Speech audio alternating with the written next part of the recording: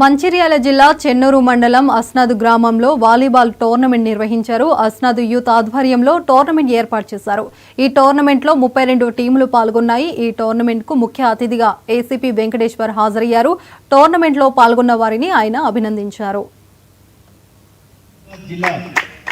Volleyball association ప్రధాన ఐదుగురు కూడా ఈ యొక్క గ్రామం నుంచి జాతీయ స్థాయి వరకు అండర్ 14 ఇయర్స్ సబ్ జూనియర్స్ కూడా కలిపాడు సార్. జాతీయ స్థాయి నుండి నమస్కారాలు తెలియజేస్తూ ఈరోజు ఇంత మా గారికి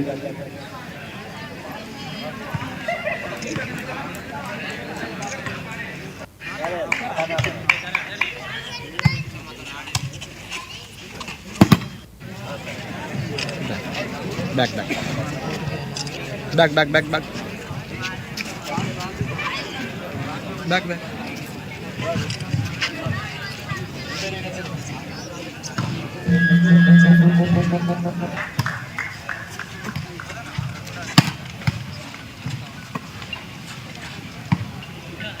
ఎందుకంటే పోటీలు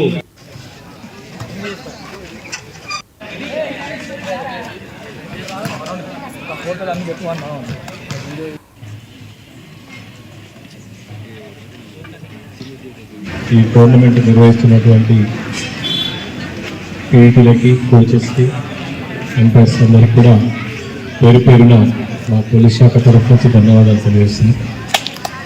ఈరోజు క్రీడలు ప్రాముఖ్యత అనేది చాలా ఉంటుంది. మీరు ఇప్పటి నుంచి క్రీడలలో ఏదో ఒక క్రీడలో మీరు నైపుణ్యం సాధించినట్టయితే ఖచ్చితంగా ఈ మధ్యన అగ్నివీర్ అని చెప్పి కొత్త పథకం వచ్చింది.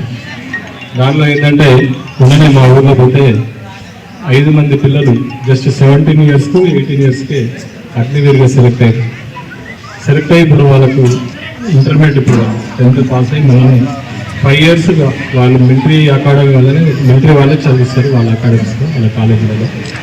తర్వాత 5 సంవత్సరాల తర్వాత 25 ఇయర్స్కి వాళ్ళు బయటకు వస్తారు. బయటకు వచ్చినప్పుడు అన్ని ఫీల్డ్లో రిజర్వేషన్లో పారామిలిటరీ కానీ మిలిటరీ ఫోర్సెస్లో కానీ పారామిలిటరీ ఫోర్సెస్లో కానీ తర్వాత ఈ ఉద్యోగ ఎడ్యుకేషన్లో కానీ తర్వాత వృత్తి నైపుణ్యం ఉన్న కాలేజీలలో చేరడానికి కానీ అన్నిట్లో కూడా అవకాశం ఉంటుంది. తర్వాత ప్లస్ జస్ట్ 25 ఇయర్స్కే 30 lakhs రూపీస్ ఆయన జేబులో ఉంటాయి. జస్ట్ మీరు పీఈటీస్ చెప్పేది ఏంటంటే వీళ్ళకి అన్ని కూడా అన్ని నైపుణ్యం అనేది అన్నిట్లో తీసుకురావాలి. రెగ్యులర్గా వాళ్ళని ప్రాక్టీస్ చేయించడం, రెగ్యులర్గా వాళ్ళకు ఒక తర్ఫీదు ఇచ్చినట్టయితే ప్రాపర్గా లాంగ్ జంప్స్ కానీ హై జంప్స్ కానీ first teaching is a coaching is a cream.